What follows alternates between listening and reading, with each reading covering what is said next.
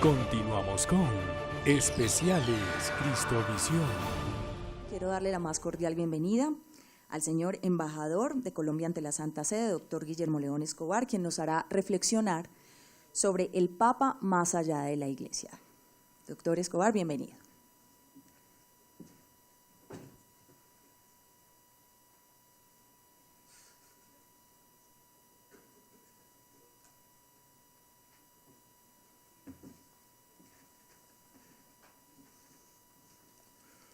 Muy buenos días, yo quiero saludar acá en general al señor Nuncio, al señor Cardenal, al señor Presidente de la Conferencia Episcopal, a Monseñor Fabio Frescón, coordinador de la visita, al gran anfitrión que tenemos la suerte hoy de que nos presente y nos brinde el hospedaje en esta Casa del Tiempo, don Roberto Pombo.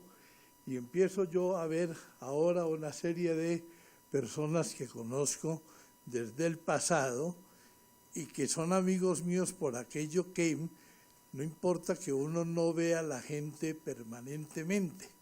Con los amigos ocurre que cuando uno los vea, así sea pasado 10, 20, 30 o 40 años, no necesita decirse nada para saber que siempre nos hemos recordado. De manera que voy a aprovechar lo mejor que sea posible estos 20 minutos que se me han dado. Escribí, porque yo soy muy peligroso cuando no traigo papel, no paro. Entonces yo voy a tratar de leer mirándolos un tema que no tiene muchas aristas que sean para discusión, sino voy a tratar de mirar el pensamiento internacional diplomático del Santo Padre en sus distintos desplazamientos por este mundo donde cumple su misión. Empecemos. En el entierro de Juan Pablo II estábamos en la Plaza de San Pedro. La gente estaba conmocionada. Detrás de mí una monjita llorando se preguntaba, ¿y ahora qué vamos a hacer? La monja era inconsolable.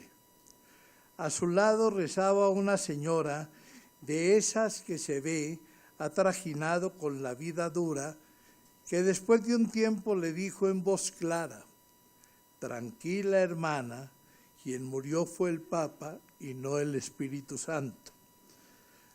Años más tarde, con la renuncia de Benedicto XVI, hubo quienes pensaban como la monjita, ¿qué va a pasar con la Iglesia? La lección de aquella señora sigue viva y el Espíritu Santo continúa asistiendo a su Iglesia. El Espíritu Santo me gusta a mí muchísimo porque tiene dos características que difícilmente se encuentran en mí y en cualquier otra persona: sabiduría y prudencia, ¿ya? Por ello, la llegada de Francisco fue una buena sorpresa para quienes estábamos allí en la Plaza de San Pedro y para el mundo. Al día siguiente de su elección, en Roma circulaban al menos 3 biografías exhaustivas con datos de cliché de cosas muy generales que podían predicarse de cualquiera de los cardenales que participaban en el cónclave. De ahí viene en muchísima parte un gran sentido de desinformación con aquello que el Papa es, con aquello que el cardenal, arzobispo y obispo de Buenos Aires fue y con aquello que Jorge Mario Bergoglio era. A la gente le impresionaron las palabras del Papa, sus gestos, la conservación del pectoral y para los que lo conocíamos de años atrás, su sonrisa. Había sido creado cardenal, y esto es bueno para nosotros recordarlo, en el mismo consistorio en que fue creado nuestro cardenal, recordado siempre, don Pedro Rubiano Sáenz. Quienes creemos en la gracia de Estado, quienes lo vivimos con intensidad en la reunión de Aparecida, vimos cómo Jorge Mario Bergoglio pasaba de improviso el puente y al otro lado llegaba Francisco. La gracia de Estado le concedió una sonrisa que nosotros difícilmente habíamos conocido en él.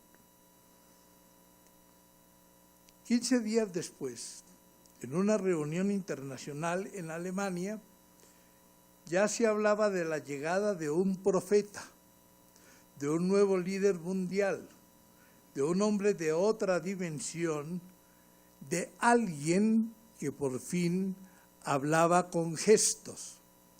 Y esto se decía en un ambiente no confesional, directamente poco católico, en una reunión de ámbito protestante, donde el impacto en los primeros 15 días había sido tal que se le consideraba ya, y la palabra fue, ha llegado un nuevo profeta. Estábamos en esa reunión y hubo quien sostuvo una verdad política innegable. Ahora sí va a ser cierto, decía, que hay un legitimador político-económico que son los Estados Unidos. Pero ahora ha llegado el verdadero legitimador moral, que es el Papa, y siempre lo ha sido la Santa Sede. Otro añadió que con Francisco llegaba el mañana, llegaba el porvenir, porque traía la sabiduría de una nueva forma de mirar la sociedad y el mundo. Lógicamente de mirar también la Iglesia por dentro, pero ese no es mi tema. Se empezó en Roma, en Europa, en España, no sé si aquí en América Latina, la publicación de sus escritos episcopales en la Argentina. La mayoría de ellos habían sido censurados y ahora aparecían en público bajo el nombre Jorge Mario Bergoglio, y todos aplaudían a porfía su acuerdo con aquello que tantos de ellos habían estado en desacuerdo. Se dio la publicación masiva del documento final de Aparecida, la publicación de su animación a la teología del pueblo, de su vínculo estrecho con el Concilio Vaticano II. Es preciso recordar que este Papa es el primer Papa que no participó directamente en el concilio. Pero ese concilio lo inspiraba, y sobre todo lo inspiraban las sesiones preparatorias, aquellas del esquema 13, donde se recordaba la pobreza y la solidaridad. Y este Papa también era un gran estudioso de la Revolución del 68, que trajo el relativismo, y sobre todo de una reunión que a mí me encanta recordar por lo previsiva y preanunciativa, de la reunión de Helsinki, que en sus análisis fijaba con clarividencia las grandes amenazas que se cernían sobre el futuro de la realidad. Esas amenazas eran, para no comentarlas demasiado largo, el armamentismo nuclear, el armamentismo convencional, la destrucción del medio ambiente, la pobreza con las facetas de la indigencia, la marginación, la exclusión, eso que el Papa denomina muy argentinamente descarte, de la migración tanto interna como aquella internacional, y de la caída de los valores. Fue la época en que empezó a hablarse de una tercera guerra mundial por episodios, que se llamaban así, y que era una guerra que tenía lugar y origen en los países considerados pobres y a las que no se atendía por ser guerras de bajo perfil, y la dolorosa constatación que la cultura occidental se venía al traste, sometida al vacío del relativismo. Fue cuando se habló de un nuevo orden internacional, de una nueva economía, de una nueva cultura, y en la Iglesia se habló de la nueva evangelización y de la necesidad, decía Bergoglio, el cura Bergoglio entonces, de volver a la tarea de responderse preguntas básicas. ¿Qué somos nosotros? ¿Para qué vinimos a este mundo? ¿Cuál es nuestro sueño? ¿Cuál es nuestra visión? Con Francisco llegó para el mundo el integrador de todos esos elementos, y hoy nadie le niega que es el líder síntesis de un mundo que desconcertado busca un sueño y encontrar un camino que a su realización conduzca. Primer objetivo de la política internacional de Francisco, declarado por él: reincorporar la Iglesia al mundo. La primera gran finalidad de orden internacional de Francisco ha sido la reincorporación de la Iglesia en el mundo. Para ello se requiere no solamente el conocimiento de la buena nueva, sino la capacidad de ver con claridad los signos de los tiempos y tener la destreza de recuperar y fundamentar el diálogo como instrumento certero, generador de la convivencia y con el generar las fuerzas que permitan actuar unidos partiendo de consensos mínimos que sirvan para dar los primeros pasos, para lograr cimentar una nueva sociedad que se anhela construir. Por ello, en las gestiones de política internacional del Papa, el Papa quiere oír, discutir, conversar, proponer, y bien se sabe que en las grandes visitas de jefes de Estado, de intelectuales, de analistas, de comunicadores, él es un hacedor de preguntas. Y lo más sorprendente es la capacidad para ser un elaborador de respuestas que muchas veces han sorprendido a aquellos que dentro o afuera no esperaban un papa con un tren de aterrizaje tan realista. Si alguien quisiera saber más, se puede decir que en él se viven los desafíos planteados por Populorum Progressio y Laborem Exercens. Y bien sabe Francisco que son cristianos católicos, muchos de ellos, los que dirigen el apasionante mundo del servicio que constituye la política, los verdaderos comunicadores, y se ha dispuesto a escuchar e invitar a los laicos a pensar juntos en el mundo que se quiere construir, pues la invitación es a cambiar el mundo sabiendo que somos nosotros los que lo hacemos cambiar. Se aplica así el acertado pensar de Chesterton, cuando invita el Papa: hablen claro, digan las cosas que se deben decir, piensen, manifiesten lo que están pensando, porque cuando uno entra en la iglesia se quita el sombrero pero no la cabeza. E invita y se apasiona con los pensadores de otras dimensiones intelectuales que persiguen igualmente la construcción de un mundo mejor. Francisco nos quiere decir en política internacional un pensamiento: Dios está presente en la historia. Sabe que no está vedado proponer desde el Evangelio, porque se ha venido poniendo en evidencia que luego de tanto progreso y desenvolvimiento, de tanta sabiduría y creatividad, está apareciendo una nostalgia de Dios que se manifiesta en maneras muy disímiles, pero que tienen un punto de encuentro en la humanización de la presencia del ser humano en el mundo. Es clara la convicción que Dios no espera, el Papa no puede esperar, no espera que el mundo esté bien, que la sociedad esté perfecta para venir y que existan en él gentes de buena voluntad que realicen todo su trabajo para hacer innecesaria su venida.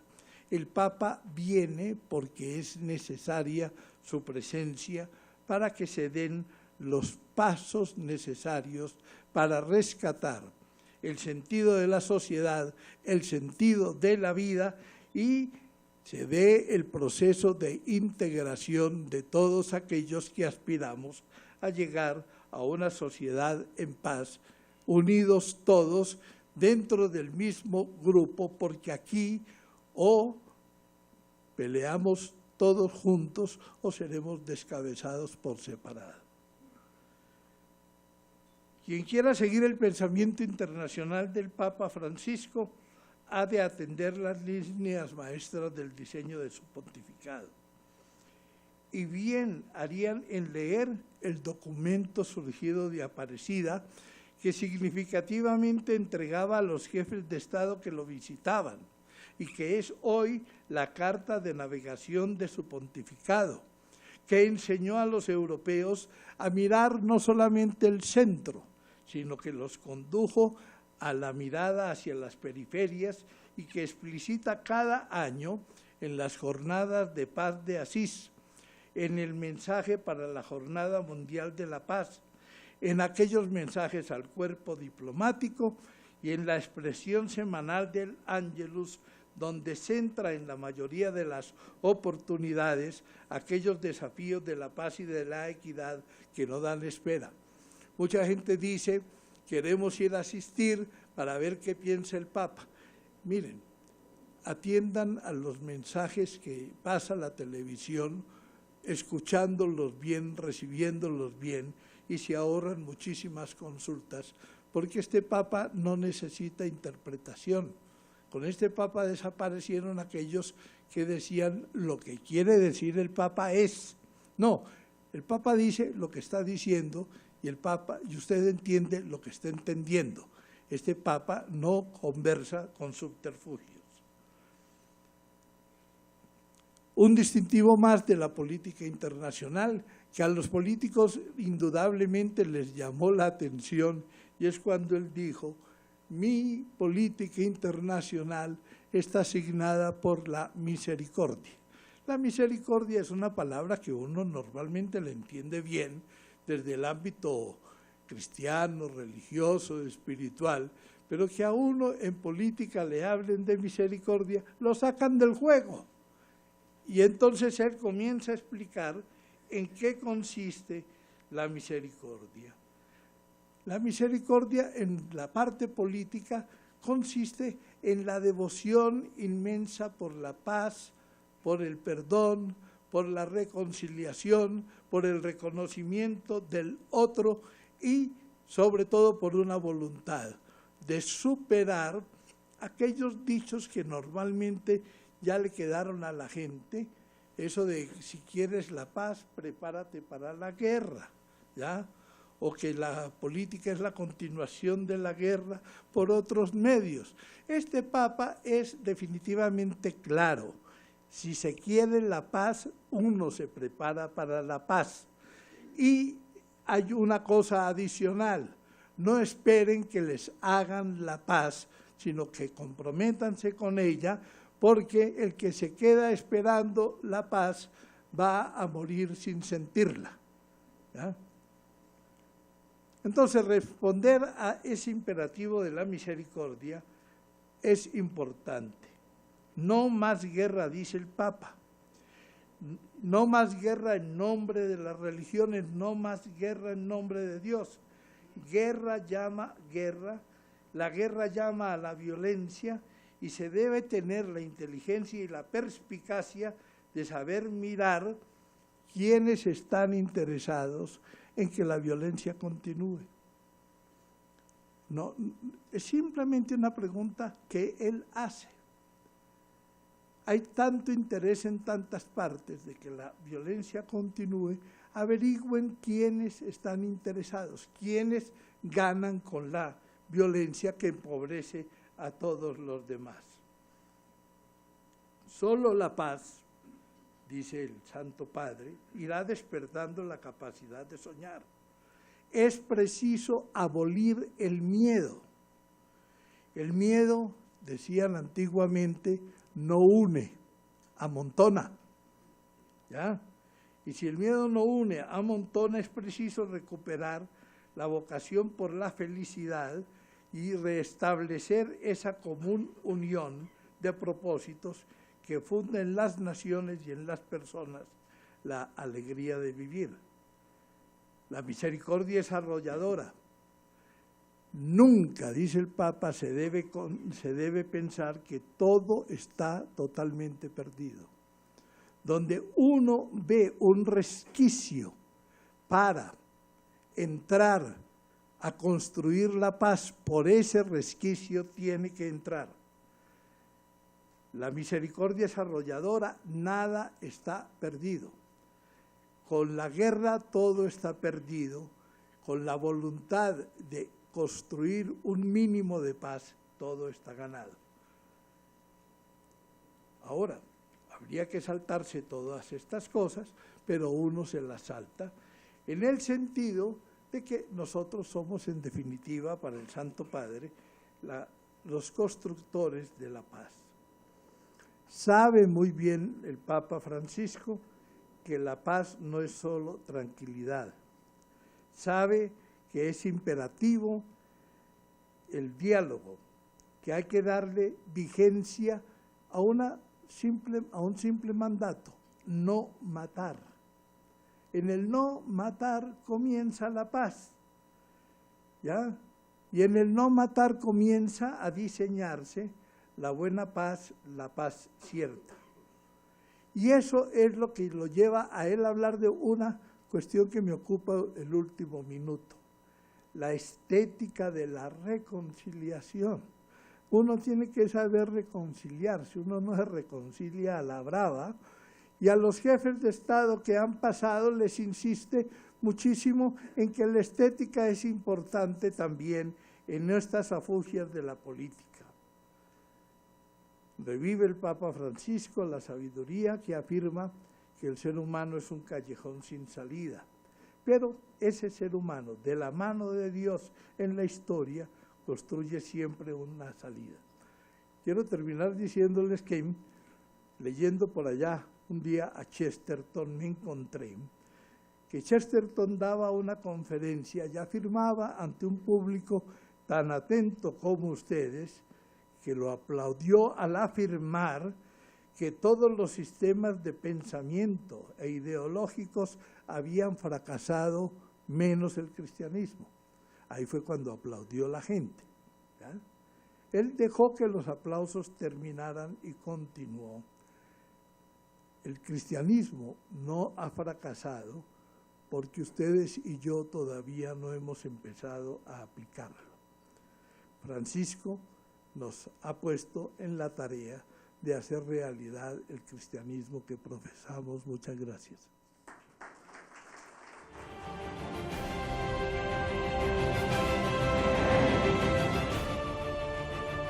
Ya regresamos con Especiales Cristovisión.